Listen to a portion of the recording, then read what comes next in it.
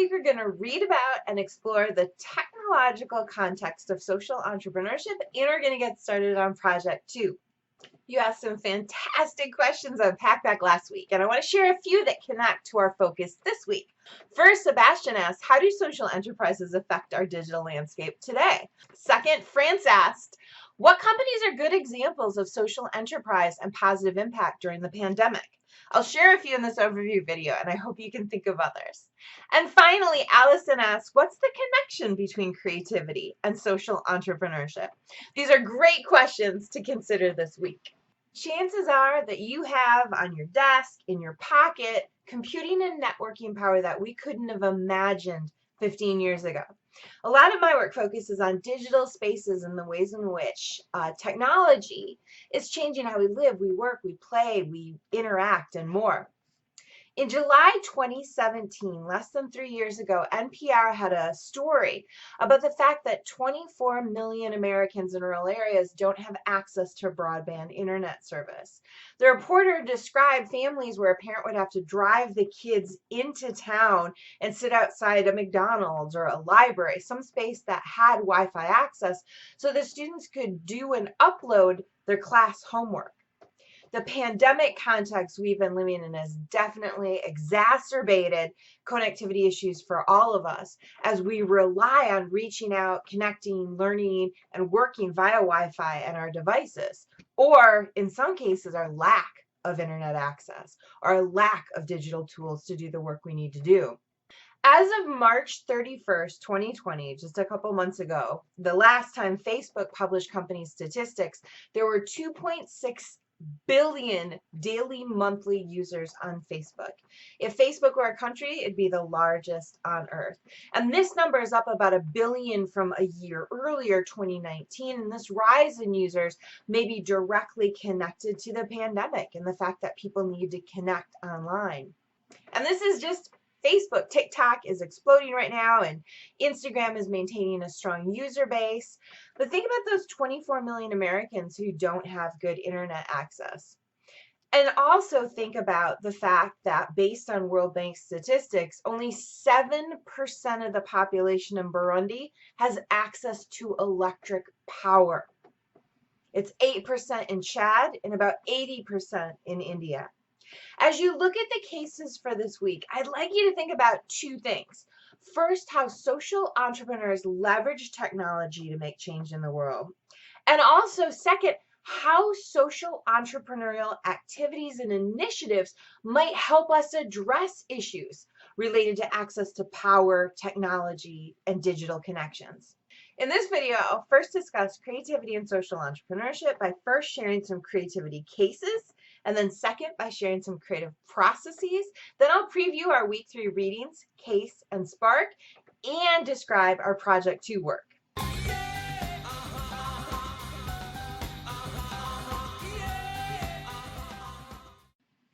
Our focus this week is on the technological context of social entrepreneurship, but first I want to talk a bit more about the creative context of social entrepreneurship. I think creativity is perhaps the most important resource we have access to. And first, I want to share a few creativity cases to get us warmed up. I'd argue each of these are entrepreneurially anchored and focused on social good. My first example is Immune Touch, created by Matthew Tolles and Joseph Tolles, 2 brothers and co-founders of the company Slightly Robot. We've all gotten used to Fitbits, Apple Watches, and other wrist devices that track our health or other information. If you're wearing one of these smart bands, they buzz if you move your hand near your face. So the brothers originally created this device to help people who engage in compulsive skin picking or nail biting or hair pulling. But they adapted the design so it could be more broadly used in a pandemic context where we all need to be aware of how often we touch our faces.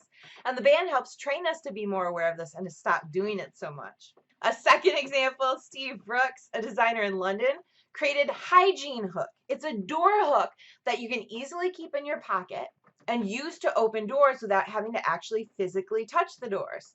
Brooks is selling these and donating one for every one that he sells.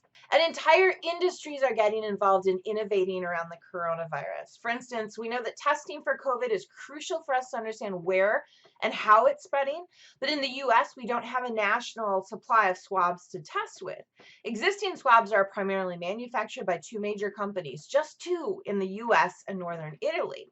But a consortium of 3D printing companies have stepped in, have shifted their manufacturing and production to print swabs. CAD Crowd, and that's Computer Assisted Design, is a California-based company that helps connect people to CAD innovators. They recently launched a contest encouraging people to create practical devices for navigating our pandemic world. A ton of people with access to or who own 3D printers came up with dozens of devices, the designs for which are open source and available on the CAD Crowd website. Another industry example has to do with breweries. Last week on Packback, I mentioned that Founders Brewing in Grand Rapids had partnered with Long Road Distillery to produce hand sanitizer. And this isn't a product, but rather an innovative experience. Museums transitioning to online exhibits. With schools closed and parents trying to be teachers at home and wanting to engage students in creative, social, and cultural resources, virtual exhibits are incredibly impactful. Google Arts and Culture is a new nonprofit initiative where Google is working with cultural institutions and artists to bring art and culture online so it's accessible to anyone with an internet connection. They partnered with the Metropolitan Museum of Art in New York City, the Palace Museum in Beijing, China, the National Museum in New Delhi, India, and others. This is a project bigger than the pandemic context, but it's an amazing resource now in a pandemic context. And one of my favorite ways to explore Google's art and culture gallery is through their color experience.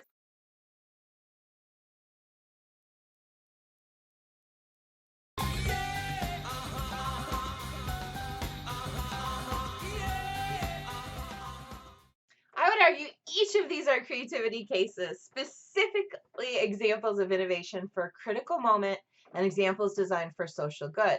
But next, I want to look a bit more specifically at creative processes, how we come up with good ideas like these. In middle or high school, you might have had a poster like this hanging in your classroom. This is a clear, succinct way to represent the writing process. First, you invent or pre-write, you create outlines and make notes, then you write, you create a draft, you revise, and you edit, and then you share. This is tidy, but I don't think it's accurate. Most writers edit across the writing process. Most writers pre-write and invent across a writing task. I recently created an image for a book I just wrote, presenting a romanticized notion of the media composing process. Let's say this person is working on a short public service video for a class. We might think that he or she gathers clips, writes a script, selects music, and then sequences them together. Realistically, though, it's a lot messier than that. When I put together these weekly class videos, for instance, I have some of the music identified, I have a script I write and revise, I gather images, then I have to sift through them, figure out what I want to use. I find or rip video clips, I record myself, I edit the music, I do some screencasting, I edit the screencasting, I tweak my script, I re-record. If you do a search for creative process online, you'll find images like this and this. You might find quotes from famous people like J.J. Abrams, who said, "The creative process is a bit like driving in the fog. One often has a sense of the destination, but the journey may end up taking some surprising twists and turns." You'll find a ton of prescriptive suggestions like Charlie Gilkey's 4 steps: preparation, incubation, illumination, and implementation. Or Jessica Stillman's suggested stages of creativity: preparation, incubation, illumination, and verification. James Taylor offers a similar set of stages: preparation, incubation, insight, evaluation, and elaboration. Tiffany Schlein's list of the creative process is a bit more extensive. You have the hunch. You think you've got an idea, you're not sure where to go with it, so you talk about it. Then you become a sponge. You sponge up ideas from everywhere to help nurture your idea. You build, you create, you make, you do. You get confused. You step away, you take a breather, you experience what she calls the love sandwich, when you fall in love with and nurture your idea like it's your little baby. You have a premature breakthroughation, and she describes these as the many small breakthroughs that happen across projects. You revisit your notes, and you know when you're done. There are some fantastic representations of the daily schedules of the famously creative like Maya Angelou. Interestingly, she did most of her work in hotel or motel rooms, both as she traveled and by preference. This is Beethoven's typical daily schedule. And Darwin's, a bit more varied than Angelo's or Beethoven's. And Tchaikovsky's. There are two things I find pretty interesting about these. First, they're almost all white guys of the same class and generally the same time frame, except for Angelo.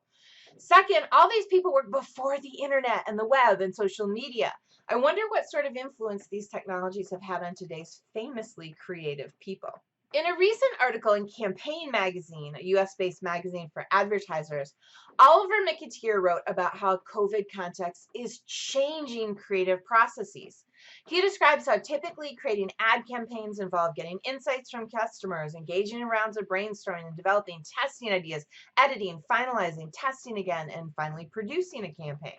He says that COVID means that advertisers have to be much more nimble, flexible, and quick in their creative processes. An example he includes in his article is a recent Live Nation campaign that was imagined and ideated in an email chain and made in 5 days. The same way of working was put into play for a recent Snuggle campaign, and for this, a director who works with an ad agency used his kids and his wife as actors and filmed in his home. I think that sounds great. Let's discuss in the staff meeting tomorrow. Should we discuss the change to the distribution bill and what the total cost of it?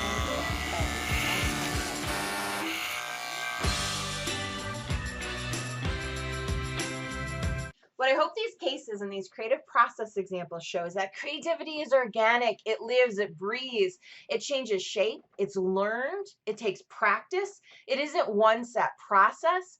It's a process that relies on context, community, culture, and connection, collaboration and learning and experimenting and play and trial and error and more. I encourage you, the next time you're nurturing an idea or working on a piece of homework or a project or a task for your job or your internship, take some time to reflect and think about how you creatively approach a task. We tend to romanticize creativity and think that creative people are just born creative and jump out of bed every morning with creative ideas, but that's not the case. Creativity is something that has to be nurtured and designed, and creative processes can be learned.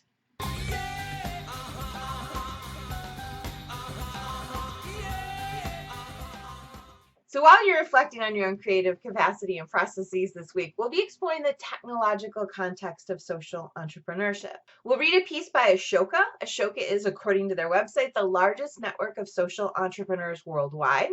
Then we're going to read a chapter by Blake Mykoski and learn more about Tom's shoes.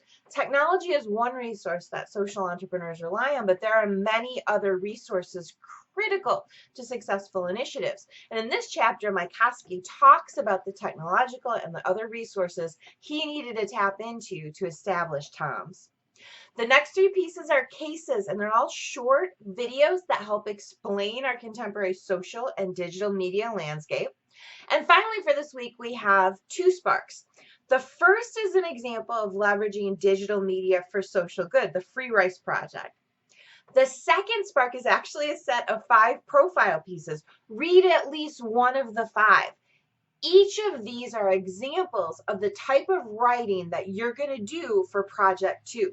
For Project 2, you're specifically going to do some profiling and representing.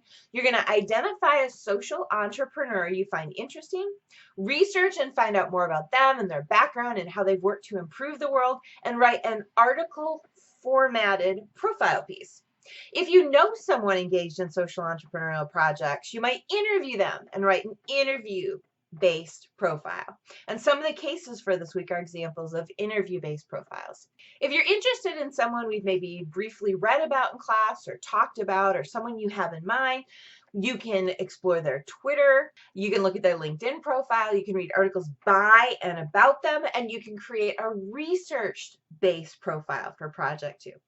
The full assignment for Project 2, along with a set of really good helpful examples, are posted on D2L in the assignments and Dropboxes area. We're covering a lot of ground this week. Email me if you have any questions at all about our week 3 work or about getting started on Project 2.